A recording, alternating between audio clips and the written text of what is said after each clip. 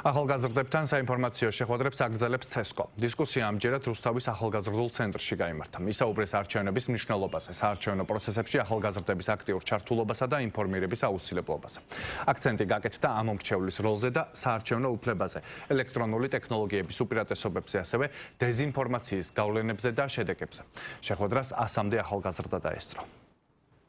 გრძელდება სამუშაო შეხვედრები ახალგაზრდებთან, რომლის ფარგლებშიც ჩვენ ვაწვდით მათ ინფორმაციას იმ ყველა აქტუალური და მნიშვნელოვანი საარჩევნო საკითხის შესახებ. მჭიდრო თანამშრომლობის ფარგლებში ჩვენ ერთის მხრივ ხელშეუწყობთ ცნობიერების ამაღლებას საარჩევნო საკითხებთან დაკავშირებით, მეორეს მხრივ კი ახალგაზრდების მოტივირებას მეტად იყვნენ საარჩევნო პროცესებში წარმოდგენილები და ჩართულები. ამ პროგრამის ფარგლებში CESCO-მ გამართა რუსთავში ახალგაზრდულ სასახლეში ადგილობრივ ახალგაზრდებთან შეხვედრა, სადაც მათ მიეწოდათ ძალიან მნიშვნელოვანი ინფორმაცია არჩევნებში მონაწილეობის მნიშვნელობასა და დეზინფორმაციის გავლენის თაობაზე. ეს შეხვედრა გახდა ძალზედ საინტერესო და მრავალფეროვანი.